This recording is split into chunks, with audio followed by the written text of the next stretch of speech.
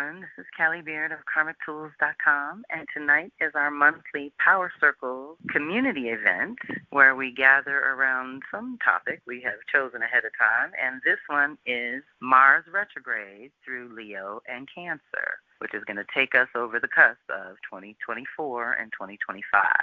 Mars retrogrades every 2 years, so we're going to dive into how to consciously co-create with that. Okay, welcome everyone. I'm so grateful for those who could be here live to help me hold it down tonight. This is a big important one. Mars retrograde is very special. It only happens every 2 years where we get to recalibrate the sacred masculine, and it's an important cycle to co-create with. Most of you always hear me talking about the Venus cycle. She reboots every 18 months, so they do have a little tag team thing going on. And this year we are going to have a dip through Leo and Cancer. So these two areas of your life are where Mars is going to linger and rearrange things. So the idea is to understand the planet. I've got a few things lined up for us here. We're going to talk about Mars itself and its cycle. We're going to talk about what it looks like as it moves through Cancer and Leo. And we're going to talk about what it looks like to deal with the retrograde portion of this, right? So we've got lots to cover. We've got the Sky Council with the charts for retrograde and direct days, the activations in the sky, because as it's backwards, lingering, because Mars retrograde, what I tell folks is, if Mars is a 24-month cycle and it's an 8 to 9 month process of retrograde that it goes through, I look at it as an 8-month investment for a 16-month return, and that gives us our 24. But we have to take time every 2 years to pause and check in with our direction and purpose and identity and what kind of choices we're actually making, and are they serving us or are they reactions to circumstances around us, or what's going on with that. Another thing I say about Mars, if we evolve every 2 years like that, and Western culture, whatever, won't allow us to change that often, which is actually more natural, is to evolve your individuality and your identity as you grow in your consciousness. Every 2 to 3 years is about right. That's about right. So I don't understand any of the patriarchal stuff that wants to suppress nature and how we naturally evolve. And what I've learned by tracking Venus and Mars over the years is how much more effective I can be, because I understand that I'm changing and that it's okay, and then I can articulate that to my people, to the loved ones, to my community, and whoever has to witness that evolution. Then you can think about even your busy years. Like parenthood was real busy for me, and you think about Mars in the way of 2, 4, 6, 8 years go by, and you're like, oh my God, I don't even know who I am. I'm not the same person I was 8 years ago. So if you start paying attention, and the best way to do that would be to clock your own Mars cycle, right, to learn where that is and how that works, and I'm happy to help with that, because what I've learned about my Mars is that, and it may be changing now, but when I was tracking it really closely, it seemed like on the odd years, let's say 23, 25, 27, I would be traveling more and active and out in the world and going to other people in terms of like doing retreats or things like that, where I had to be in person somewhere else. But on the even years, 22, 24, 26, it seems like I'm more of a homebody. Now, I'd have to look into now to see how it's doing. But what I realized when I really went into it, it was my Mars. It was like this active time where I'm pushing, going, putting myself out there. And then this kind of receptive at the midpoint to close the cycle strong and prepare to do it again, right? All the cycles repeat. What changes is the Sky Council, what's going on up in the sky, the energetic support that's available. Every time a cycle repeats, we have different energetic support. Every time a cycle repeats, we are different. We're in new places with new people and new circumstances. The people around us are different. So the idea is to respond in new ways every time we get a chance to start something new, or at least call in a new vision. And that's another thing, you're going to hear me throughout the night talking about what we can do and how we can evolve and how deep it's going to go, because it's going to get pretty deep tonight. Don't take it as pressure on what you have to do to facilitate this or to navigate this, right? Don't think of it that way. Think of it as, may the highest good for all involved unfold, so it is, walk away. You don't have to be very specific, but if you want to get specific, then you're going to have enough information from what I'm about to lay out on the table to create your petition, okay? So let's start here. Mars spends about 2 months in a sign and represents your sacred masculine, the part of you that can negotiate on your own behalf, get your ideas in the world, and hold good boundaries. Mars also rules who you are and what you want and has a 2-year cycle that is really useful to co-create with. It helps you with your choices and decisions and often reveals your true desire nature, what you want and why you want it, what motivates you, right? Mars also acts like a trigger when it connects with your planets. So we look at these activations for a personal sense of right timing for your actions and choices in your life, right? I have tools for these. You all can write me directly if you want to go deeper. But there's Mars, Mercury, and Venus activations that I can give you that can help you learn how to follow your own cycle.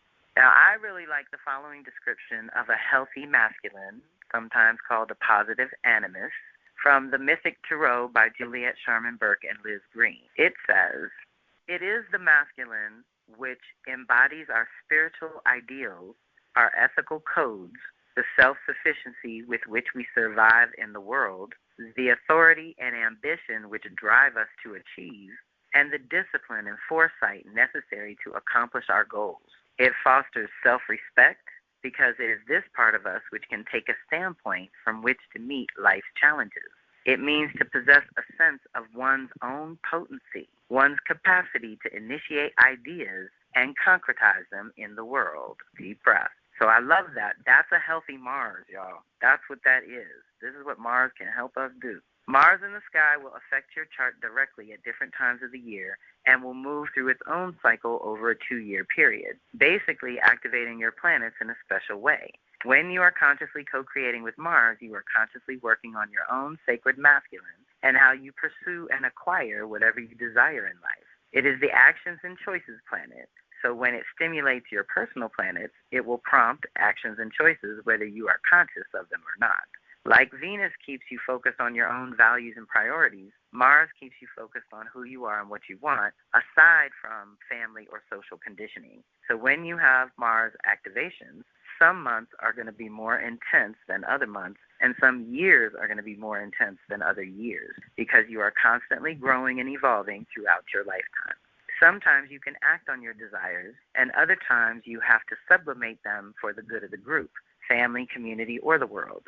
It is my contention that co-creating gets a little juicier once you are simply aware. You can set your intentions, leaving lots of room for the universe to bring whatever is for your highest good, and then consciously doing what you can to respond to the opportunities that are presented and work through the challenges that come too. So this is our best way to work with it personally. Now, Mars generally, this is also a general thing or we'd be here all night, rules energy and passion, outrage, sports and physical activity, your personal drive, action, desire, courage, raw vitality, adventure, and eros. Now, on the shadow side, anger, rage, violence, war, suppression, aggression, immaturity, selfishness, tit for tat, petty distractions, and disconnected sex. So we're looking for sacred sex and sacred union and intimacy, not hit it and quit it, right? So Mars in Cancer, because I live with this, I do talk about this a lot, going sideways and backwards before finally going forward is going to be available for everyone, let's say, even if you don't live with this. This is where Mars is going to linger, and so we might be working around different things to see what's going to feel right before we lunge, before we go after it. There can be a lack of clean-cutting objectivity because now we're being driven by our emotions with Cancer, and Cancer's the empath, so you have to check yourself on whether they're your emotions or whether you're picking up the emotions of someone around you. Being very clear about your boundaries right now is going to be critical with Mercury, Mars, and eventually Venus is going to join the party in the spring, and they're all going to be backwards. So we're getting a huge reset right before some gigantic social and collective planets move into big new beginnings. So we need this. We need to do this. It's like fortify yourself, secure your mask first, because we got some big stuff coming, and you want to be as strong and anchored and grounded and embodied as possible, because the chaos is in the frequencies, right? So if you're down-regulating your nervous system and getting time under the sky, you're going to do better. It's time for very strategic thinking and proper pre-planning for future forward movement. so that's another aspect of Mars lingering in Cancer, asking us how we do that. Delegating what you can, when you can, consciously directing your energy toward the current priority. So that would be, Mars energizes things too. And so even though it's backwards in Cancer, it's reviewing some things there. It's still bringing energy and fire, right? It's bringing the fire of transformation in to activate some new beginnings. Empathic at this time and able to act on your feelings. So that's another one where, like I said earlier, we're sort of acting based on what feels right. We're making choices and decisions on what feels right. Now, sometimes that's the thing, and sometimes not so much. So you have to check in and get your confirmations and validations before you actually make a move. And I wouldn't say make no moves during our Mars retrograde. There's a lot of things to be said about war stuff happening and things going on with Mars retrograde. What I remember of, I think it was Caroline Casey's talks, is that whoever starts the fight loses right now. So that's why it's like turn that energy inward to review your individual self, rearrange some things, and prepare for forward movement in the spring and summer of next year. Your warrior spirit protects that which you are passionate about, and you are more motivated by feelings rather than facts. This is all Mars and Cancer. Tendency to run a business like a family and a family like a business. Y'all have heard me say that because this is the other thing Mars is stirring up. If you are evolving your identity right now and you're still dealing with clearing and cleansing and cleaning out DNA karma, what you've inherited, both the gifts and the wounds that you have to work through to get right, that's up for recalibration right now. So when I say treat family like a business and business like a family, it means with the DNA people have really good boundaries and protocols, and with your community and your actual support system, your chosen family, then you treat them with all the compassion and empathy of Cancer, right? You nourish and feed them. It may be time to focus on creating your own sacred space and what that looks like for you now that you have evolved in so many ways and changed in so many ways where your identity and purpose and direction are concerned, right? There's a lot of that going on for everybody in some form or fashion. We want to decipher any ambivalence about family and or your immediate environment. Again, if it don't feel right, you can only fake it so long. So deep breath. Exit strategies are good. Let's start working on them if you need them. Your energy will be contagious, so make it strong and positive. That's the challenge with Mars and Cancer, is you're moving based on those feelings and internal movements, right? Start affecting our external movements, and it can be contagious. So let's stay on the higher level there. And then when it shifts to Leo, now we've got double fire, which just makes the inner light. I call it your brilliant inner light with a power booster, right? Mars just brings more energy to that Leo sun energy. So it's all amplified. So you would want to seek some earth and water and air, other elements to sort of counterbalance with that, right? Air and fire work well together. Water and earth work well together, but there are ways to mix them all and have some positive outcomes. This is the absolute leader star of the show energy. So now we're recalibrating how we want to express ourselves, the authentic self. Like we're peeling a layer here, y'all. We're shedding a skin, and we're going to emerge a little raw, but then we'll toughen up, and it will become the new you. It'll become the new level of expression that you want to do. But we have to be ready for that. I think that's why Cancer precedes Leo, is because we have to get right internally before we go to shine that light. And this is what Mars is rearranging personally. This is very personal. It's how do you feel, and who are you, and what is really important in your heart? What are you passionate about? What do you care about? Because there's too much bombardment of input to say you care about it all, because your head would explode. So now we've got to block all that. Like it's like blocking spam. Like cancel all that rhetoric and nonsense coming from the outside in. Turn it off, put the boundaries up, go into your sacred space, and receive the missive from your higher self, from your soul self, that says who you are and what you want now, here and now, in this lifetime, today. And so how you feel about that and how you want to shine that light is really getting an upgrade, let's say. And all the aspects of Mars that I covered at the top are getting an upgrade. And so the issues being brought into light at this time would be the sacred masculine, like we said earlier with those definitions, basically how we get anything done, right action and noble causes, your desire nature, what you want to be, do, or have, your personal motivations are getting an upgrade, energy and action, personal power and will, independence and courage of conviction, define and establish healthy boundaries, responses versus reactions, and self-love as a verb, an action word, okay? We're going to actively participate in our self-preservation and our self-love. The areas of life now with Mars lingering, we want to, like I said, direct that energy inward when it's retrograde and in its shadow period. And when it finally goes direct, then you make moves after it comes out of post-shadow. We want to absolutely access your deepest patience and understanding because this is a little bit of restricted action with Mars being held back a little bit. This is not its natural flow. It's not its natural speed. It's not its natural way of doing things. By the same token, I always remind people that retrogrades are turnabouts. That doesn't necessarily mean a bad thing because if life was already upside down and sideways, a retrograde might actually help you get right side up. So keep that in mind, that retrogrades are there for making corrections and getting organized in a way that we were speeding through it first, and now we're getting slowed down to look through it. And it's falling right at pre-harvest and harvest time in the annual cycle or the annual year. And so we're assessing things anyway.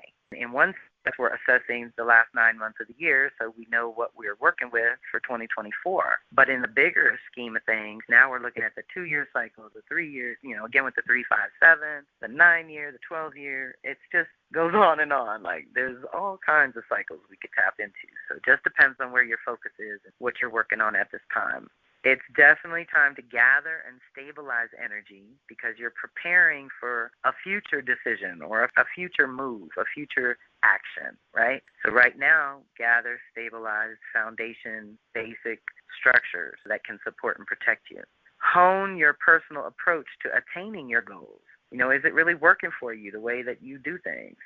Define the energy you want others to receive from you, okay? Because this is the active energy you put out in the world. Like I said, Mars is how you make moves, and your choices reveal your consciousness. What you invest your time, energy, and resources in tells the universe what's important to you. And Mars, of all things, between Venus and Mars, is all about what you're passionate about, what you care about, what you love, and what motivates you to action. Because it's a retrograde, we want to recalibrate how we direct our personal energy and passion and recalibrate how we manage our personal power and personal will. So again, just checking in, do some oracles, pull some cards, ask some questions of your spirit team. Where are you at? How have you evolved in a good way? And what shadow stuff needs to be addressed because you've been all over here, focused over here. And shadow's not even bad things. Sometimes our gifts are in the shadow hiding from us because we all focused over here. So talk to your team and get those confirmations for your individual pieces. Now I've got some questions to contemplate. What area of your life do you need more patience?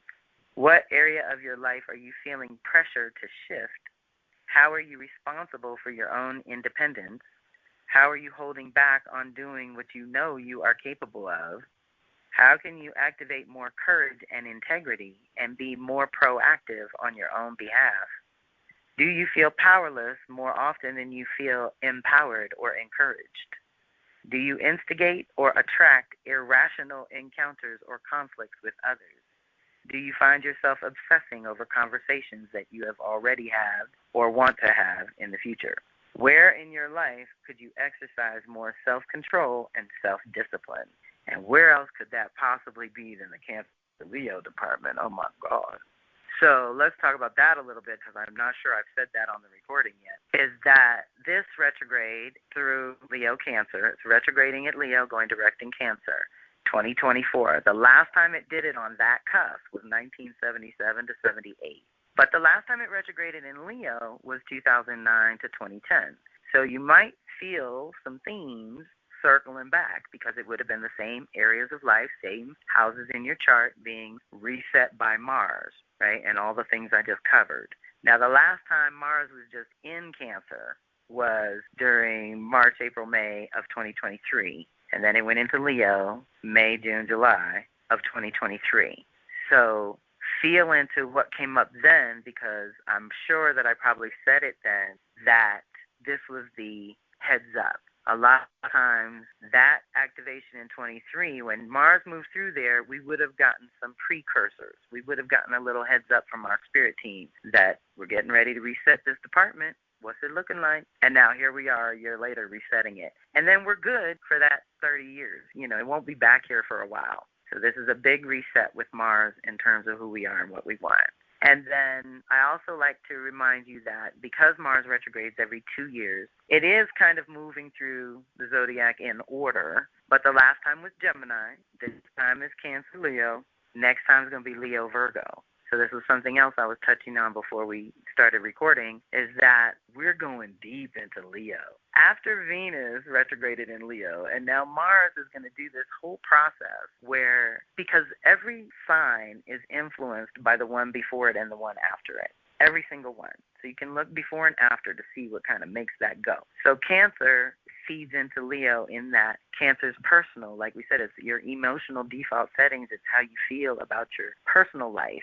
And then it's also very private and security conscious and protective, right? And then the reaction or the response to that is Leo, okay, let's go play. Let's have fun. Let's get out of here. Let's go do something else. And the fire kicks in, right? The water is all about the flow and the feelings. And then it gets the fire. But then you got to think Leo feeds into Virgo. And now there's an aspect of Virgo, I should say, that feeds into Leo, of leadership and holding a certain standard and being organized and present and natural shine, right? Because when we're in our good Leo, we shine our light naturally. We're not self-conscious in any kind of way. So just think about that and, you know, meditate when and where you can on how that might be manifesting for you, because this is a huge kind of transformative process that's deeper than the astrology would suggest, let's say. So before I hit the Sky Council and the activations, does anyone want to tap in about Mars so far? Hi, Kelly. This is Kim. Hey, come on in.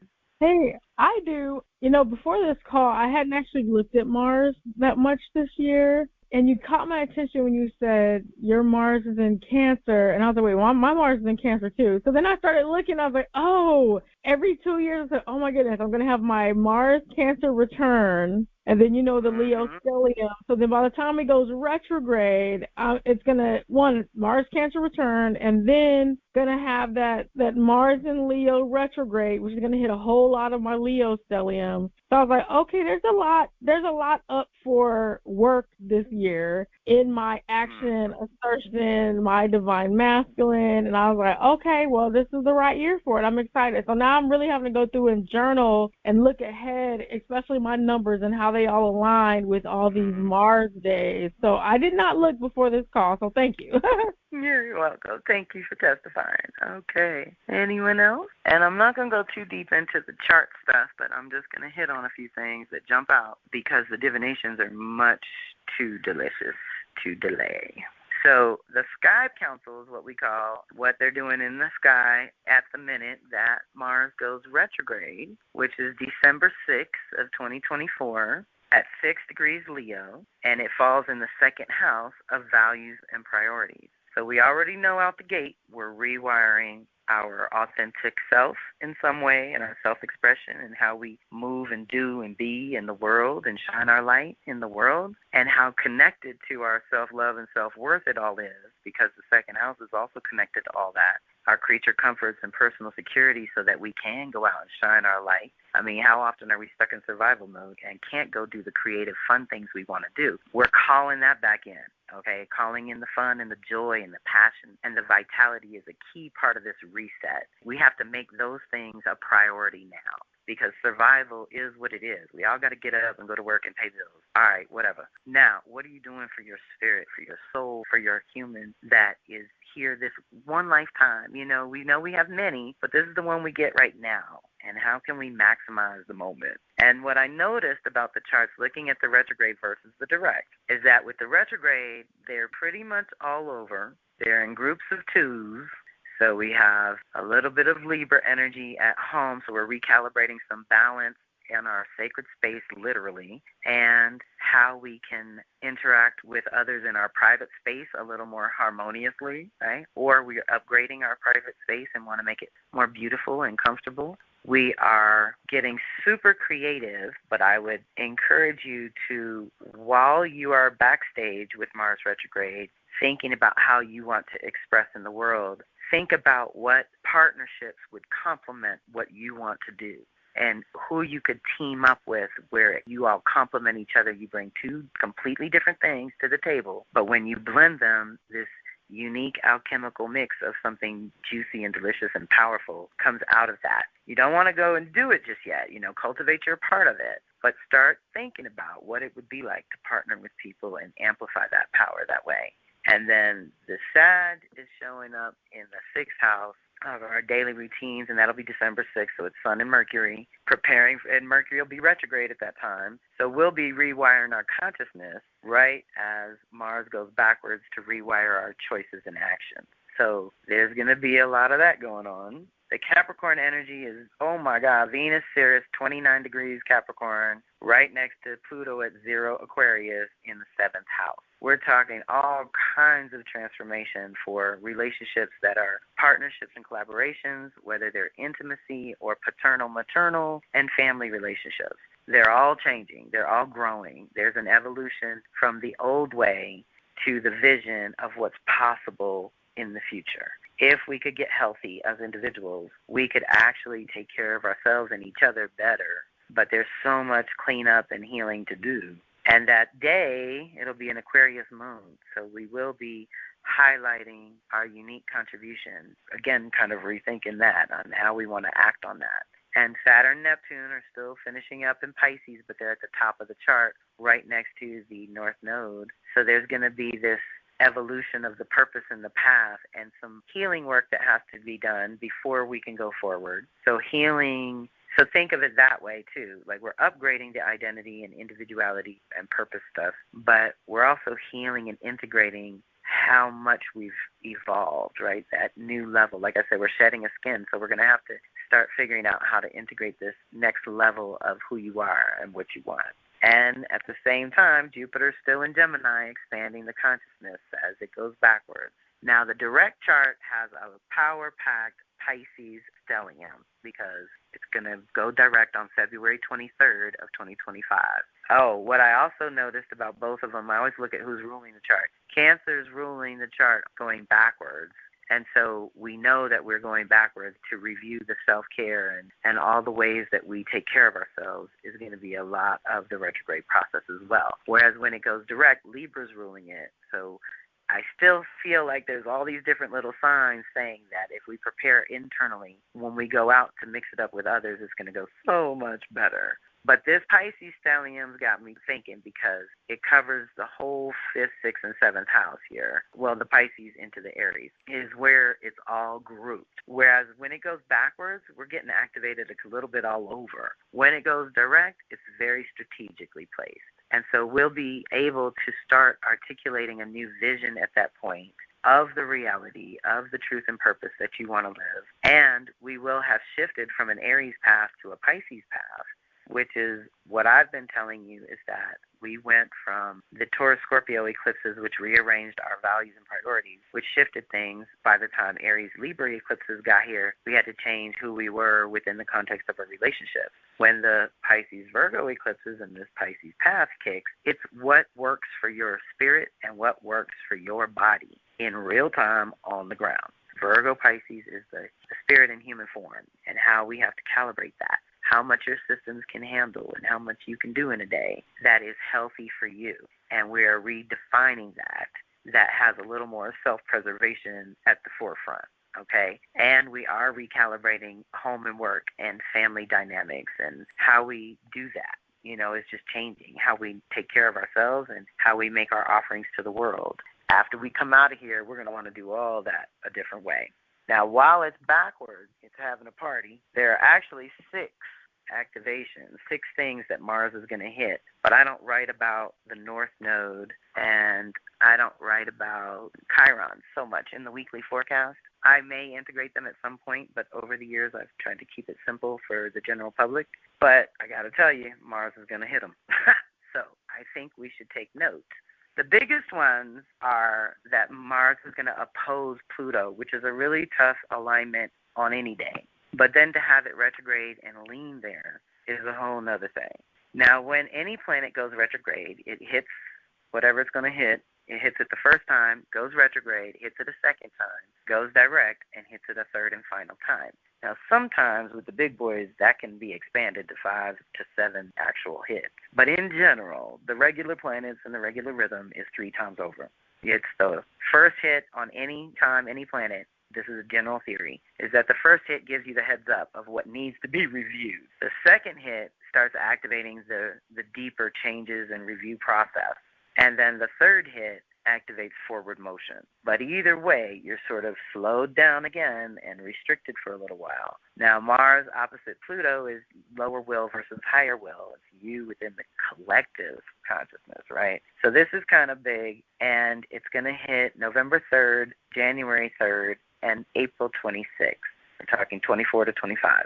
The thing to remember is the first hit, Mars is going to be at 29 degrees Cancer, and Pluto's going to be at 29 degrees Capricorn for the last time in 250 years. So that's crazy, big, intense energy. But the last 2 hits are going to be Leo Aquarius at 1 degree and 3 degrees of Leo Aquarius. So really, we are ending and initiating, again, that new way of directing our will so that it is transformative and powerful and pure, clean, right? So Pluto's all about the soul and the essence of things. It reveals the toxic and it clears out the toxicity so that the purest possible aspects of your soul can shine through. So we love working with Pluto, but it is deep and transformative, and I would encourage you to pay attention to the weekly forecast during those times.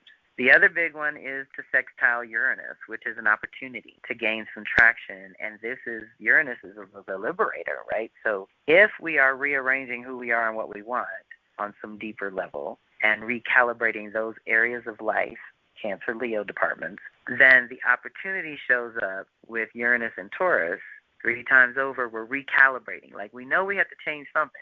But what are we going to change? And what has been lit up most recently, or what has been lit up the most brightly that is like, you need to address this now, maybe give some priority to it, 1, 2, 3. And at the same time, it's super creative, and it's awakening your ideas for how you might walk through this world a little differently and be more sovereign and independent in a certain way that is safe and grounded, but at the same time, not easy to like blow you away with the storms going on around you. That's what we're looking to like really anchor. And then it's going to hit Chiron 3 times over in a square, because now we're looking at Cancer to Aries challenges. Again, that's very personal identity stuff to how you feel about your personal security and your deepest issues. Family karma, all that good stuff. The challenges that come from what you inherit to who you really are and who you really want to be in this lifetime. We're growing in that because we're healing so many things and recognizing how we have been conditioned to certain things that are actually not true. And now that we're cracking that open and shaking that off and shedding that skin, however you want to look at it, we're taking back our power in a certain kind of way, and there is some growth to be done. Chiron's healing, education, and soul work, and it's all focused on your independence and freedom right now. So let's think about that evolution. And the other 3 are all trines, which are ease and grace, which is beautiful and wonderful, but it is kind of deep because they're going to happen while Mars is on this cusp. Saturn and Neptune and the North Node are all on their own cusp of changing by spring of the new year. That's why, again, I just feel like we're preparing for something big, and the energies are going to be so different that the more sure you are of yourself, then the easier it'll be to navigate. And trines are ease and grace, and they're blessings without effort, but we need to think about that with the fire energy and the water energy. Leo, Aries, and then Cancer, Pisces, and then how those elements work within you. It would be a good way to look at that. So let's dive into the guidance.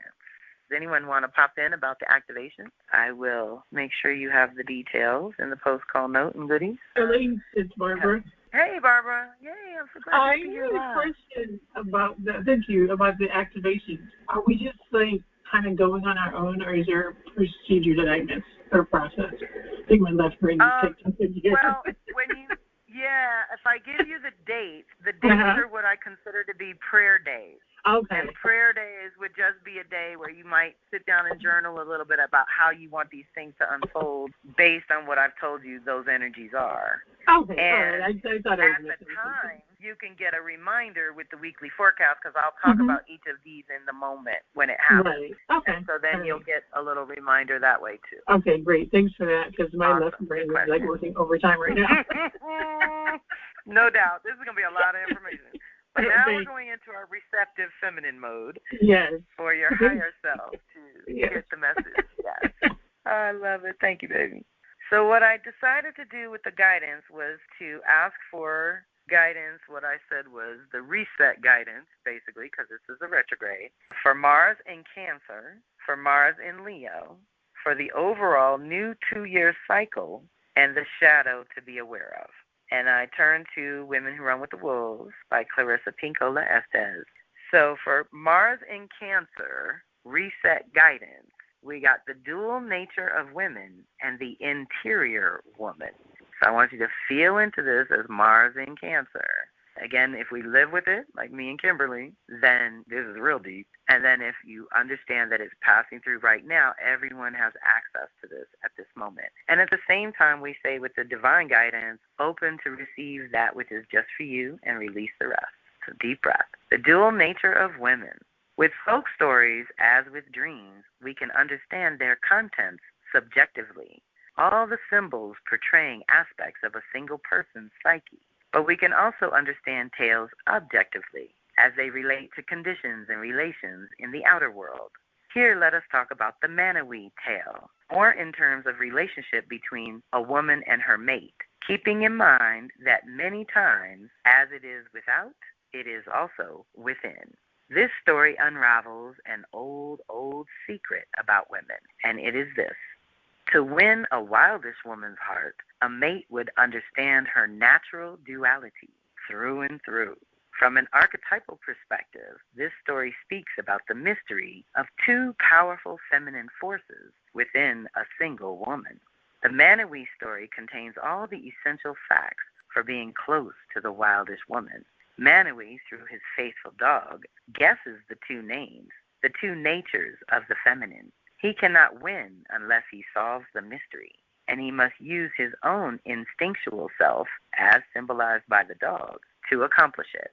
Anyone close to a woman is, in fact, in the presence of two women, an outer being and an interior creatura, living being, so an interior being and an outer being.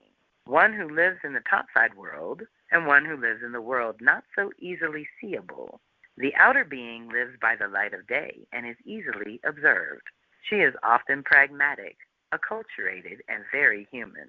The creature, the interior creature, however, often travels to the surface from far away, often appearing and then as quickly disappearing, yet always leaving behind a feeling, something surprising, original, and knowing. Understanding this dual nature in women sometimes causes men, and even women themselves, to close their eyes and hail heaven for help. The paradox of women's twin nature is that when one side is more cool in feeling tone, the other side is more hot. When one side is more lingering and rich relationally, the other may be somewhat glacial. Often one side is more happy and elastic, while the other has a longing for I know not what. One may be sunny, while the other is bittersweet and wistful. These two women who are one are separate but conjoined elements which combine in the psyche in thousands of ways.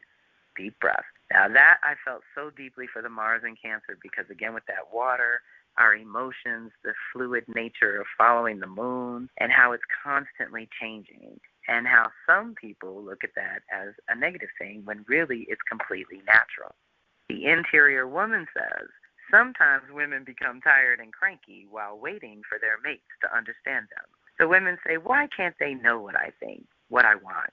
Women become fatigued with asking this question, yet there is a solution to this dilemma, a solution which is efficient and effective.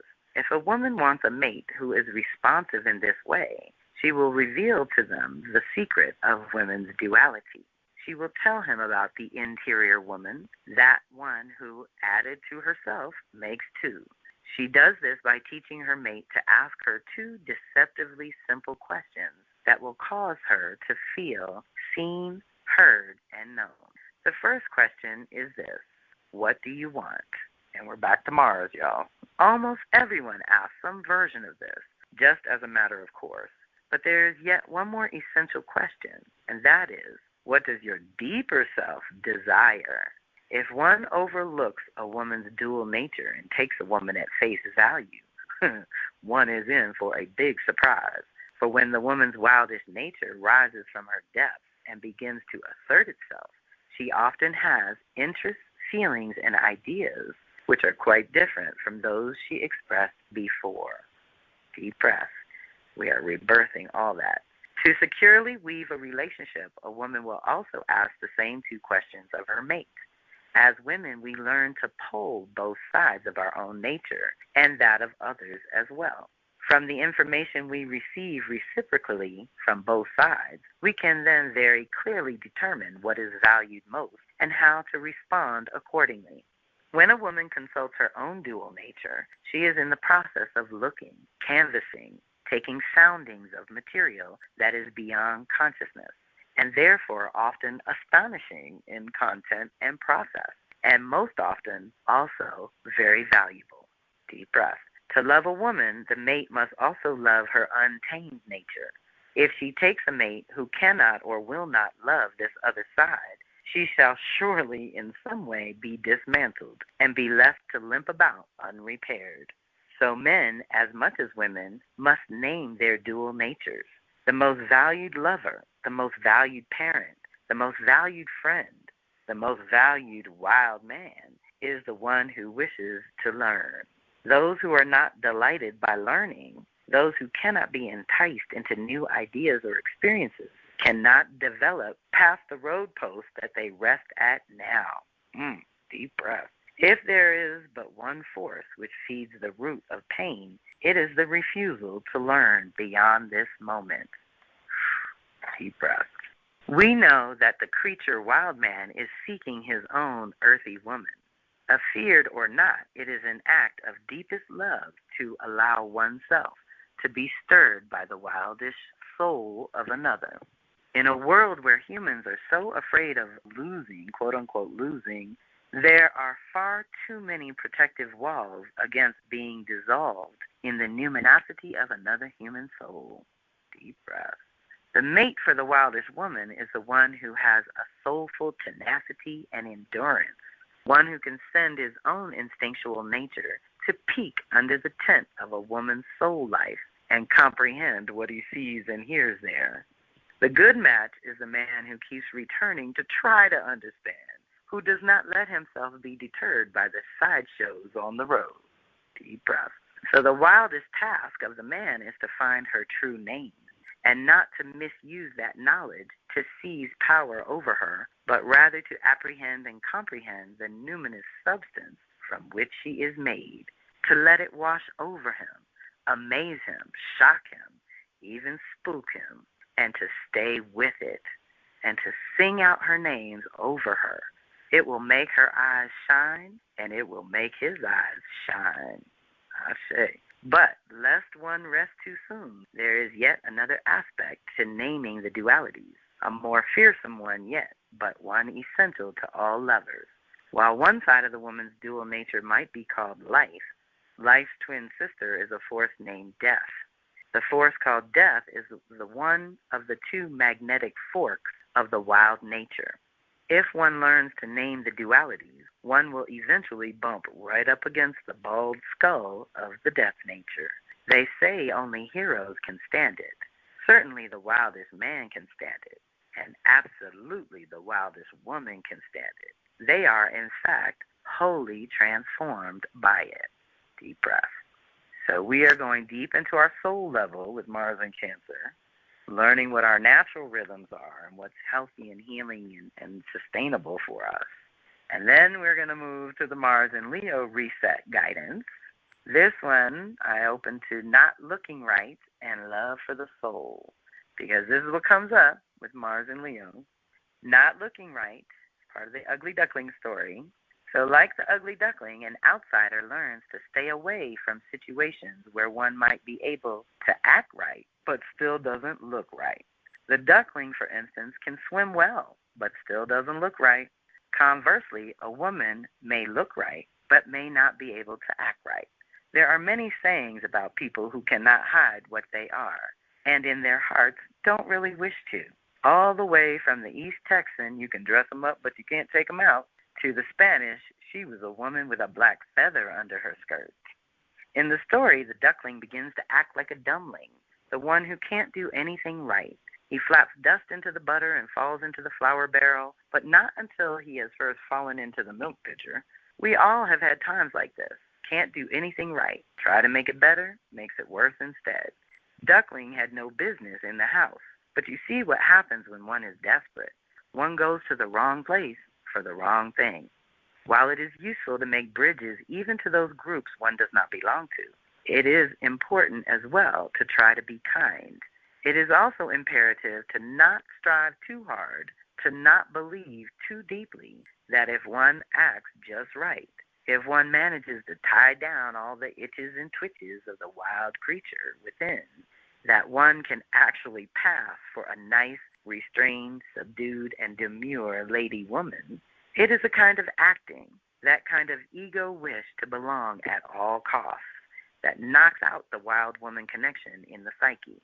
Then instead of a vital woman, you have a nice woman who is declawed. Then you have a well-behaved, well-meaning, nervous woman, panting to be good.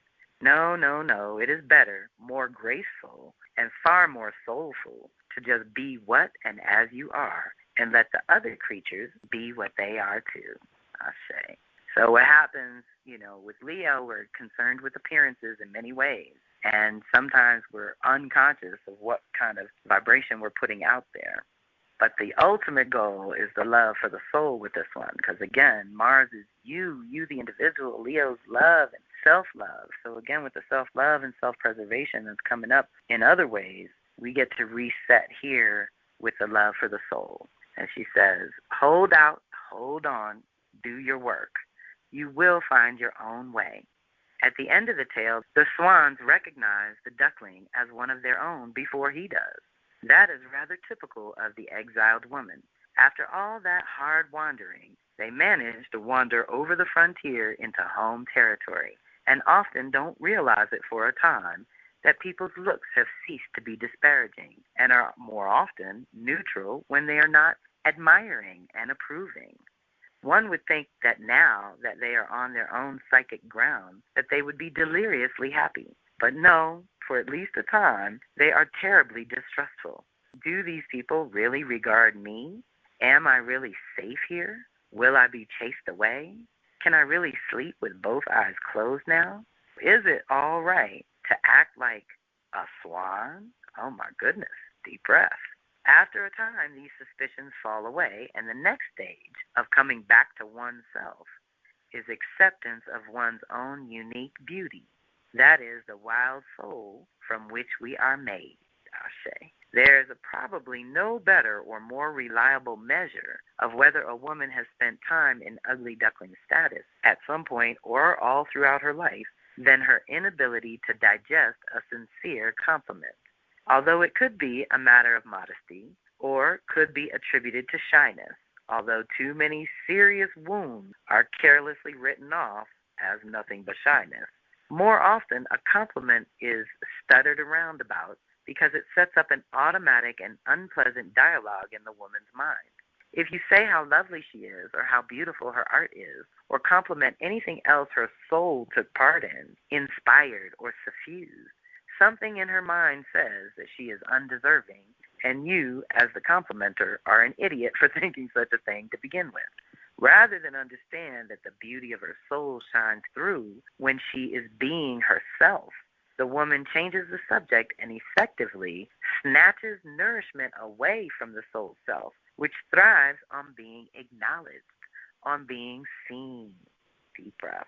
So any shyness and fear of being seen is being recalibrated, because in order for you to offer your unique contribution, you're going to have to get out there and mix it up with other people. So that is the final work of the exile who finds her own, to not only accept one's own individuality, one's specific identity as a certain kind of person, but also to accept one's beauty, the shape of one's soul, and the fact that living close to the wild creature, which would be your soul self, transforms us and all that it touches. When we accept our own wild beauty, it is put into perspective, and we are no longer poignantly aware of it anymore, but neither would we forsake it or disclaim it either. Does a wolf know how beautiful she is when she leaps? Does a feline know what beautiful shapes she makes when she sits? Is a bird awed by the sound it hears when it snaps open its wings? Learning from them, we just act in our own way and do not draw back from or hide our natural beauty. Like the creatures, we just are, and it is right. For women, this searching and finding is based on the mysterious passions that women have for what is wild, what is innately themselves. We have been calling the object of this yearning wild woman, but even when women do not know her by name, even when they do not know where she resides, they strain toward her. They love her with all their hearts. They long for her, and that longing is both motivation and locomotion. It is this yearning that causes us to search for wild woman and to find her. It is not as hard as one might first imagine, for wild woman is searching for us too. We are her young. Deep breath. So that's Mars reset guidance in Leo. Now we have the overall guidance for the new 2-year cycle, which some of you who know me already know this one from other classes is my favorite excerpt from Women Who Run with the Wolves. This is the one that got me in the beginning. We are returning to a life made by hand. And I really do believe that is part of this recalibration with Mars. Cancer Leo is very personal. It's private. It is your core essence. It's how you take care of yourself and the things and the people that you love. It's an important private aspect of ourselves, getting this upgrade for how we move around in the world. And the world is going such a crazy way with technology and whatnot, and demanding so much of our attention and imposing on our lives without invitation so often. I think it's vital to reset these things so that we can keep some aspect of our humanity. So, psychically, it is good to make a halfway place, a way station, a considered place in which to rest and mend after one escapes from a famine. It is not too much to take 1 year, 2 years to assess one's wounds, seek guidance, apply the medicines, consider the future. A year or two is scant time. The feral woman is a woman making her way back. She is learning to wake up, pay attention, stop being naive and uninformed. She takes her life into her own hands. To relearn the deep feminine instincts, it is also vital to see how they were decommissioned to begin with. Whether the injuries be to your art, words, lifestyles, thoughts, or ideas, and if you have knitted yourself up into a mini-sleeve sweater, cut through the tangle now and get on with it. Beyond desire and wishing, beyond the carefully reasoned methods we love to talk about and scheme over, there is simply a door waiting for us to walk through. On the other side are new feet. Go there, crawl there if need be. Stop talking and obsessing and just do it. We cannot control who brings us into this world. We cannot influence the fluency from which they raise us. We cannot force the culture to instantly become hospitable.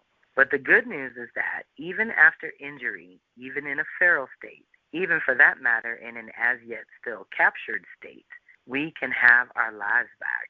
The psychological soul plan for coming back into one's own is as follows. Take extra special care and caution to loose yourself into the wild gradually, setting up ethical and protective structures by which you gain tools to measure when something is too much. You are usually already very sensitive to when something is too little. So the return to the wild and free psyche must be made with boldness, but also with consideration. In psychoanalysis, we are fond of saying that to be trained as a healer-helper, it is just as important to learn what not to do as it is to learn what to do. To return to the wild from captivity carries the same caveats.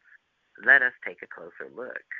So I'm thinking of this, too, on the heels of COVID and trying to go back in the world to do things with other people, and how important it is to loose yourself into the wild gradually and set up these good practices and protocols and boundaries so that navigating is healthy and productive. The pitfalls, traps, and poison baits laid out for the wildish woman are generally specific to her culture. But here we've listed those that are common to most cultures. Women or people from different ethnic and religious backgrounds will have additional specific insights. In a symbolic sense, we are composing a map of the woods in which we live. We are delineating where the predators live and describing their modus operandi, which is their MO. It is said that a single wolf knows every creature in her territory for miles around. It is this knowledge that gives her the edge in living as freely as possible. Regaining lost instinct and healing injured instinct is truly within one's reach, for it returns when a woman or a person pays close attention through listening, looking, and sensing the world around herself, and then by acting as she sees others act, efficiently, effectively, and soulfully. The opportunity to observe others who have instincts well intact is central to retrieval. Eventually, the listening, looking, and acting in an integral manner becomes a pattern with a rhythm to it, one that you can practice until it is relearned and becomes automatic again. If our own wild natures have been wounded by something or someone, we refuse to lie down and die. We refuse to normalize this wound. We call up our instincts and do what we have to do. The wildish woman is by nature intense and talented, I say. But because of being cut away from her instincts, she is also naive, accustomed to violence, adaptive to expatriation and exmatriation. Lovers, drugs, drink, money, fame, and power cannot much help the damage done. But a gradual re-entry to the instinctual life can. We can actually reclaim our lives, y'all, for real, for real. For this, a woman needs a mother, a good enough, wildish mother. And guess who's waiting to be that mother? The wild woman wonders what is taking you so long to be with her. Really be with her. Not just sometimes or when it's convenient, but consistently. If you are striving to do something you value, it is so important to surround yourself with people who unequivocally support your work. It is both a trap and a poison to have so-called friends who have the same injuries but no real desire to heal them. These kinds of friends encourage you to act outrageously outside of your natural cycles and out of sync with your soul needs. Deep breath. A feral woman cannot afford to be naive. As she returns to her innate life, she must consider excesses with a skeptical eye and be aware of their cost to soul, psyche, and instinct. Like the wolf pups, we memorize the traps, how they are made and how they are laid. That is the way we remain free. Even so, lost instincts do not recede without leaving echoes and trails of feeling, which we can follow to claim them again. Though a woman may be held in the velvet fist of propriety and stricture, whether she is one breath away from destruction through excesses or has just begun to dive into them, she can still hear whispers of the wild God in her blood. Even in these worst circumstances, as portrayed in the Red Shoes story, even the most injured instincts can be healed, I say. To right all this, we resurrect the wild nature over and over again. Each time the balance tips too far in one direction or another. We will know when there is reason for concern, for generally balance makes our lives larger and imbalance makes our lives smaller. One of the most important things we can do is to understand life, all life, as a living body in itself, one that has respiration, new cell turnover, sloughing off, and waste material. It would be silly if we expected our bodies not to have waste material more than once every 5 years. It would be inane to think that just because we ate a day ago that we shouldn't be hungry today. It is just as fatuous to think that once we solve an issue that it stays solved. that once we learn, we always remain conscious ever after. No, life is a great body that grows and diminishes in different areas at different rates. When we are like the body, doing the work of new growth, wading through the shit, just breathing or resting, we are very alive. We are within the cycles of the wild woman. If we could realize that the work is to keep doing the work, we would be much more fierce and much more peaceful. Deep breath.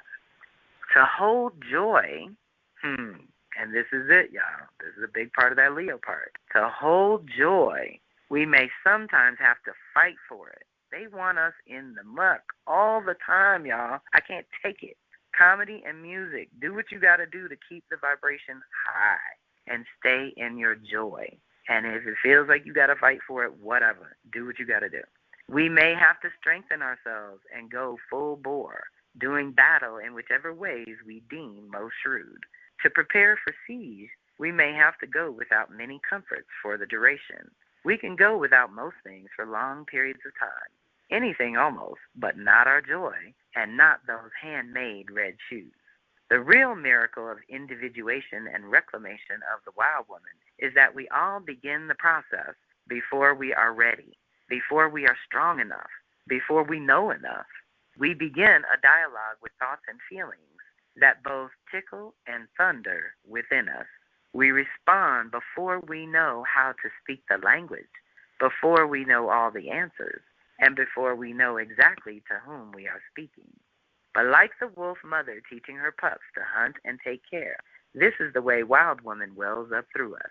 We begin to speak in her voice, taking on her vision and her values. She teaches us to send out the message of our return to those who are like us. I know several writers who have this glyph taped above their writing desks. I say she who cannot howl will not find her pack. If you want to resummon wild woman, refuse to be captured. With instincts sharpened for balance, jump anywhere you like. Howl at will, take what there is, find out all about it. Let your eyes show your feelings, look into everything. See what you can see. Dance in red shoes, but make sure that they're the ones you have made by hand. And I promise that you will become one vital woman. I say, deep breath. So we are returning to our own vision and cultivating our own vision of how we want to function in our day-to-day, in our private sectors, your home base, and how that works, and how you take care of yourself and express yourself. The last part of the divinations is the shadow guidance, what to be aware of going through this Mars retrograde process.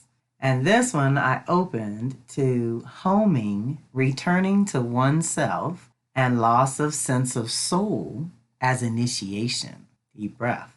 There is human time and there is wild time. When I was a child in the North Woods, before I learned there were 4 seasons to a year, I thought there were dozens.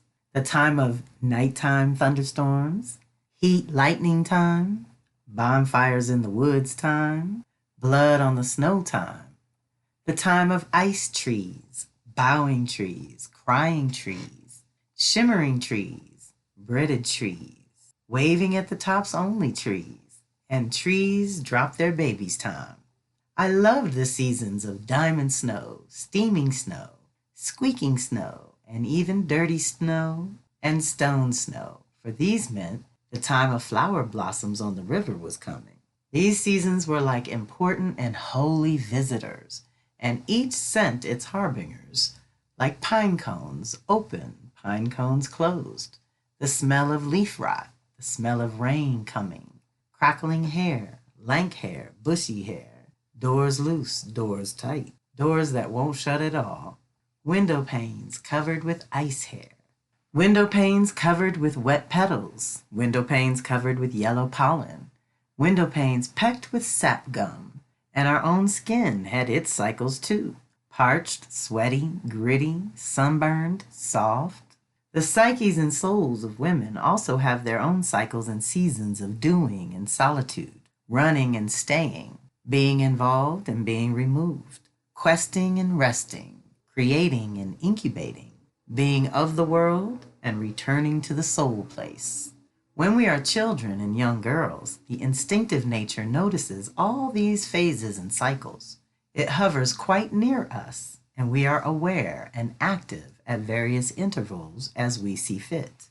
Children are the wildish nature, and without being told to, they prepare for the coming of these times, greeting them, living with them, and keeping from those times mementos for remembering. The crimson leaf in the dictionary, the angel wing necklaces from the seeds of the silver maples, snowballs in the meat locker, the special stone, bone, stick, or pod, the peculiar shell, the ribbon from the bird burial, a diary of smells from that time, the calm heart, the excited blood, and all the pictures in their minds. Deep breath. Once we lived by these cycles and seasons year after year, and they lived in us. They calmed us, danced us, shook us, reassured us, made us learn creaturely like a creature. They were part of our soul skins, a pelt that enveloped us in the wild and natural world, at least until we were told that there really were only 4 seasons to a year, and that women themselves really only had 3 seasons, girlhood, adulthood, and old womanhood. And that was supposed to be that.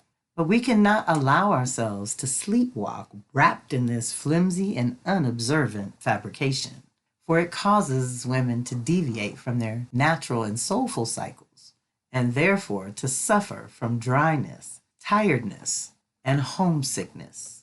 It is far better for us to return to our own unique and soulful cycles regularly, all of them, any of them. The following story can be understood as a commentary on the most important of women's cycles, the return home, the wild home, the soul home.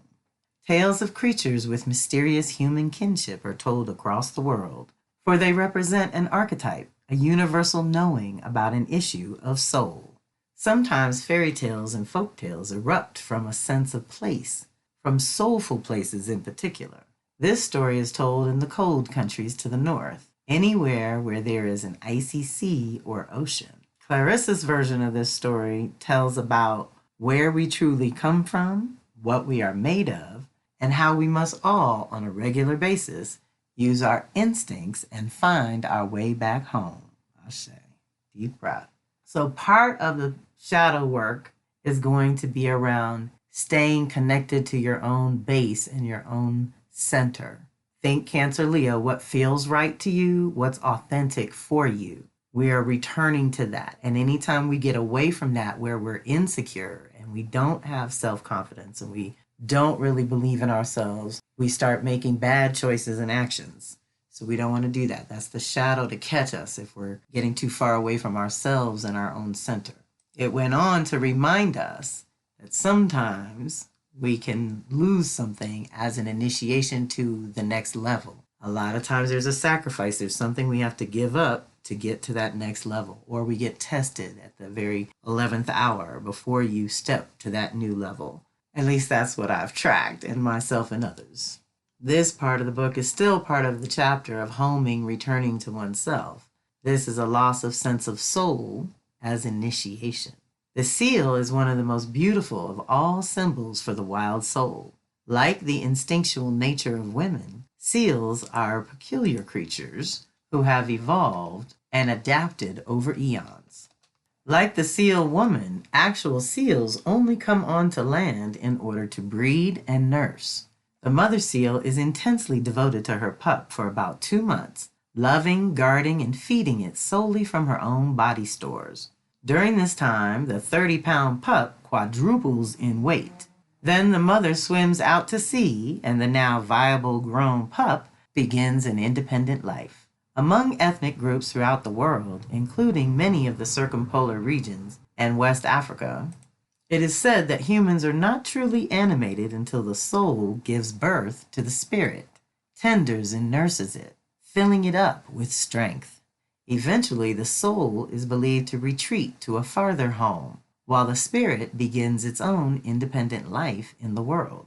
The symbol of the seal, as a representation of soul, is all the more compelling because there is a docility about seals. and accessibility well known to those who live near them. Seals have a sort of dogness about them. They are naturally affectionate. A kind of purity radiates from them. But they can also be very quick to react, retreat, or retort if threatened. The soul is like that too. It hovers near.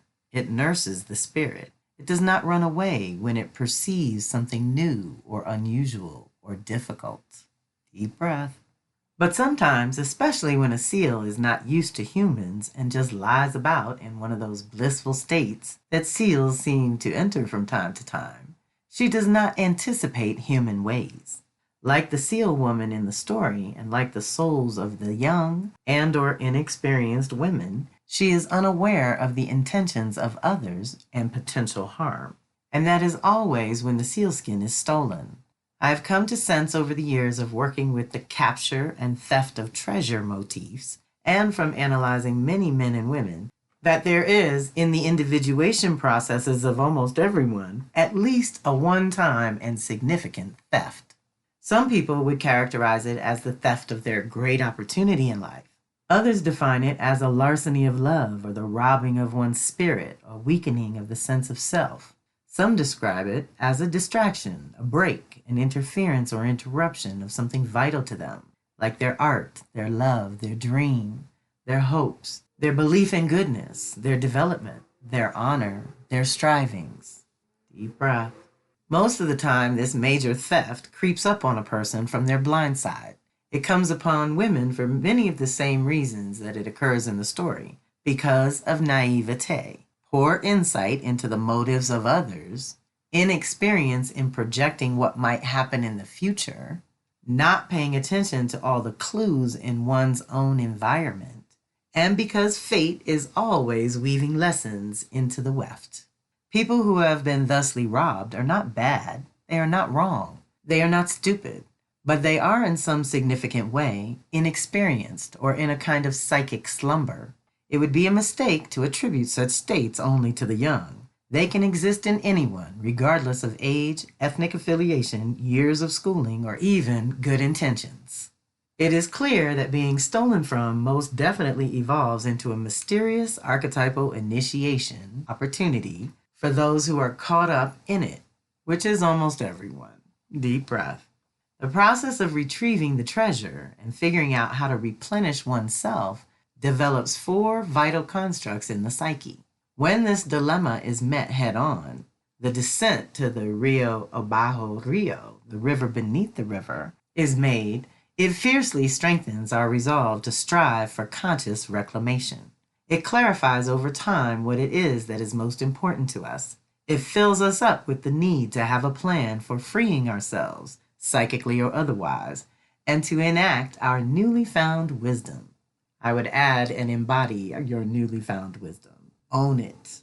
Finally, and most importantly, it develops our medial nature, that wild knowing part of the psyche that can also traverse the world of soul and the world of humans. The archetypal core of the sealskin soulskin story is extremely valuable, for it gives clear and pithy directions for the exact steps we must take in order to develop and find our way through these tasks. One of the central and most potentially destructive issues women face is that of beginning various psychological initiation processes with initiators who have not completed the process themselves. They have no seasoned persons who know how to proceed. When initiators are incompletely initiated themselves, they omit important aspects of the process without realizing it, and sometimes visit great abuse on the initiate, for they are working with a fragmentary idea of initiation, one that is often tainted in one way or another. Deep breath. So part of the shadow, again, has to do with a level of self-knowing, self-acceptance, and holding out for those guides like Yeye Tish, who is fully initiated, 10 times over in many traditions. A lot of us that are learning from her right now waited 40 plus years to find a person to trust with these kind of individuation processes or the initiations that have to do with our true purpose. And so in Cancer Leo, there's a maturity thing going on there. You're learning about who you are really and how you feel about certain things. And your character is being developed. How well do you take care of yourself, and how much do you own your own energy and how you express it and things? So we want to be mindful of completing what we start, because that's another kind of Mars shadow thing where we start but don't finish. There's only certain areas of life and times in the world that's acceptable. For the most part, it's not. So there's only a little bit left. Let's finish. At the end of the spectrum is the woman who has experienced theft and who is striving for knowledge and mastery of the situation, but who has run out of directions and does not know that there is more to practice in order to complete the learning, and so repeats the first stage, that of being stolen from, over and over again. Through whatever circumstances, she has gotten tangled in the reins. Essentially, she is without instruction. Instead of discovering the requirements of a healthy, wildish soul, she becomes a casualty of an uncompleted initiation. Because matrilineal lines of initiation, older women teaching younger women, certain psychic facts and procedures of the wild feminine have been fragmented and broken for so many women over so many years, it is a blessing to have the archaeology of the fairy tale to learn from. What can be derived from those deep templates echoes the innate patterns of women's most integral psychological processes. In this sense, fairy tales and mythos are initiators themselves. They are the wise ones who teach those who come after. Deep breath. So it is the incompletely initiated or half-initiated woman for whom the dynamics of sealskin soulskin are most valuable. By knowing all the steps to complete the cyclical return home, even a botched initiation can be untangled, reset, and completed properly. Let us see how the story instructs us to proceed. So I'm always encouraging you all to get the book and do this for yourself. Ask your questions, hold an open. This is part of what we need to be aware of as we navigate literally the next 8 months. This is a process. This is not a one and done. This is not a week or two. This is an ongoing, slow cooking, back burner, simmering process that is shedding a skin of who you are and what you want at a minimum for the last 2 years. But like we saw the last time it retrograded on the cusp of Cancer Leo, and for those of you who have those signs activated, this is very personal. The last time it did it was in the 70s. Some of you were just born then, I know.